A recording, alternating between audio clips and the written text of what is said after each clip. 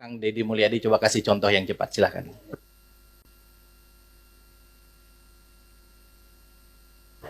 Baik, pimpinan yang saya hormati, kita langsung saja. Kita tahu bahwa daerah-daerah hari ini mengalami penurunan dana alokasi.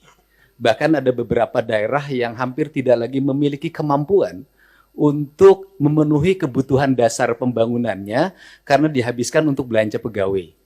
Ada pengangkatan P3K memiliki implikasi terhadap terkurasnya dana alokasi pembangunan dan DAU. Kemudian yang berikutnya, setelah itu dana DAK mengalami penurunan, terutama di bidang infrastruktur. Ini memiliki implikasi yang cukup luas terhadap kinerja pembangunan setiap daerah. Kalau data-datanya kita sudah sampaikan lah, nanti tinggal dilihat. Nah, seluruh problem itu menurut saya harus segera diselesaikan dalam kerangka kerja, dalam rekrutmen kepegawaian P3K yang sesuai dengan kualifikasi yang dibutuhkan oleh daerah. Saya berikan contoh misalnya, tidak semua menurut saya seleksi untuk P3K atau ASN itu harus melalui pendekatan seleksi digital. Kenapa? Karena ada beberapa spesifikasi pekerjaan yang itu tidak perlu digitalisasi.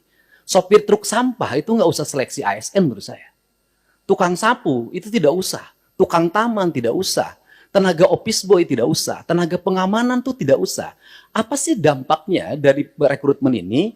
Yang pertama dari sisi rekrutmennya terjadi rekrutmen ASN dan P3K, tetapi di sisi lain kebutuhan yang dibutuhkan oleh daerah dan provinsi itu tetap dilakukan. Pada akhirnya ngangkat lagi melalui outsourcing.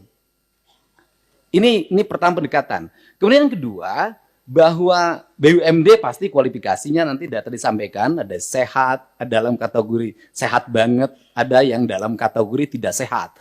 Yang tidak sehat kami lagi lakukan audit investigatif, kemudian nanti akan dilakukan dua pilihan, diteruskan atau ditutup. Nah, problem dari BUMD itu di daerah itu satu saja, BUMD diisi oleh tim sukses. Itu problemnya, sehingga profesionalismenya dikesampingan. Rambu-rambu ini harus segera dibangun dengan baik. Terus kemudian yang berikutnya, ini Jawa Barat. Jawa Barat ini provinsi menurut saya paling aneh. Jumlah penduduknya hampir 50 juta, terbesar di Indonesia. Tetapi jumlah desanya kecil dibanding Jawa Tengah. Jumlah kelurahannya kecil dibanding Jawa Tengah. Jumlah kecamatannya kecil dibanding Jawa Tengah. Sehingga desa di Jawa Barat ada yang menanggung penduduk satu desa 150.000. Nah, komposisi dana desa itu pendekatannya tidak seperti itu. Tetap saja pendekatan-pendekatan normatif daerah. Ini yang harus segera dilakukan evaluasi.